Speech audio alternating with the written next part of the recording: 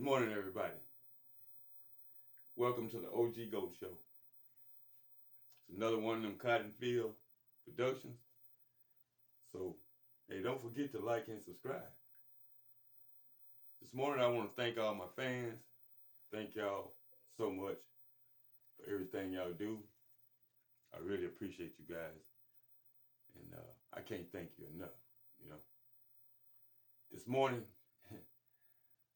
OG is he's what they call the quiet before the storm. Okay, so it's been tough for me to keep putting up funny stuff because there's so much going on in my life.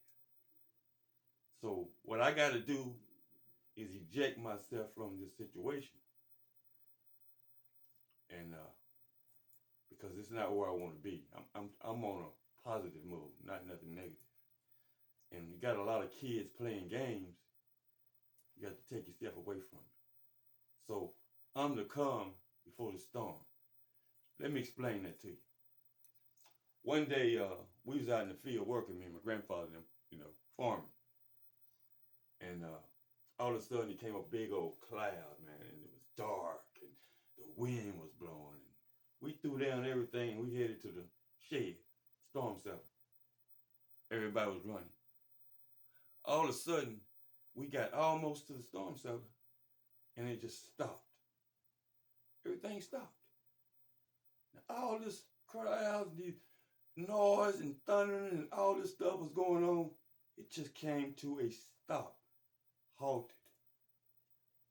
I asked Grandpa, "Pa, what's going on?" He said, "Son, it's gone back for more energy. We need to be in the shed when it comes back. It's coming back. And we need to be in the shed." And he wasn't lying. When it came back, it took everything we had away. So I'm ejecting myself from the situation here. And when I come back, we'll deal with it. So if you're out there anywhere in the world making my life miserable by pushing some buttons somewhere, OG, he'll walk up on you one day. Hey, he'll walk up on you one day, and we'll talk about it. Anyway, this morning, I'm going to talk about Lil Tiny. Me and Lil Tiny, we grew up together. We grew up together. As a little kid, we grew up together. Her family had a big farm too, close by ours. And they were rich. They had a big 3-story home. I mean, big home, big, huge home. Black people didn't have a home that big back when we were kids, but they did. And man, I love Lil Tiny. I mean, she was she was my best friend in the world growing up as a kid. I used to go over her house every day to play after school, or even before school. I used to go over to play with her. Started before kindergarten, we was playing together. I would go over her house, and she stayed on the 3rd floor. Her bedroom was on the 3rd floor.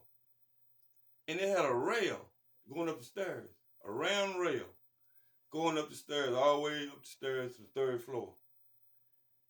And Lil Tiny, when I go over there to see her, her mama would call her. And she would get on them stairs, on that rail, and slide all the way down them 3 stories to the bottom. That rail between her legs, she would slide all the way to the bottom down there where I was. And then we'd run outside and we'd play. I seen her do this every time I go over her house. Now, I've been going over Lil Tiny's house from fucking grade school to prom.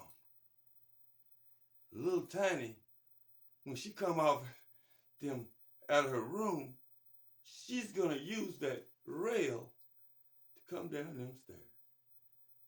Slide on down.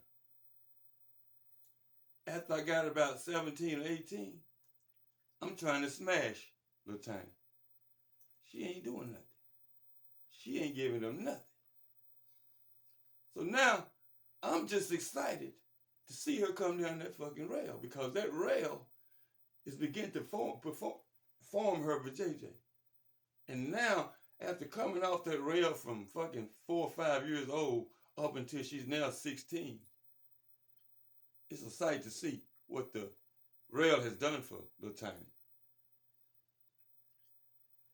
So Little Tiny, I said, I'm tired of the coming off the rail shit. I'm fed up now. It's prom night, you know. I'm making plans for me and Little Tiny. I'm done with the sliding off the rail. She's finna graduate school, and she's still sliding off the rail, and I'm still watching her. And hey, ain't nobody been with her because I've been keeping an eye on her because we've been together since we was kids. So I know she's straight. Prom night, me and Little Tiny, it's on. I'm already gonna get the room, everything. So when we go to the prom, we're gonna go to the party. After the party, we go into the room, and that's what we did. We did everything just like I said. Now I know Little Tiny has not been with anybody before, even though she's 18 years old. I got to take it easy with her. I got to keep it in my mind to be easy with her on her first, occasion like this, first time doing something like this. So I don't want to fuck up her whole first time deal. So I'm gonna be real careful with Little Tiny because I've been wanting Little Tiny since we was about 16 or 17. You know, longer than that, since we were little kids. I've been wanting Little Tiny. But really, I got interested in it when I was like 15 or 16. I started getting really interested in it. But prom night, it's a deadline. I'm finna turn into a little lady. So yeah, we go to prom and everything. We have fun, we dance, we party. We get back to the room. Man, I can't wait to see her get undressed. I sit down, we get high, we drink, we party, we talk. Man, it's time to we go take a shower. It's time to make this move. So we do that. We get our shower, come out the shower, and nothing on. She lay down in the bed. And I'm keeping it in my mind. Got to be real easy with her time. It's her first time. But man, that rail has done a job on Little Tiny. It has made a woman out of this girl. It's a sight to see what that rail has done over the years to her. Now I got to break the news to her. So I get in bed with Little Tiny, and we hug and we kiss. I go down on her breast, or I go down on her navel, we in her ear. We just all romantic. I mean, I got her on fire. So now, hey, she grabs it herself and put it up there for me to put it in. I'm like, well, I got to be real careful on this deal here because it's her first time. So I start to ease it in. So I'm easing. I'm waiting on something, to stop me, like something in there to show me that this motherfucker ain't been interrupted, Usually something in there to let you know you're going to tire or do something in there to let you know it's never been touched down that way. But it just kept going and going. I'm like, damn, this chick's a virgin.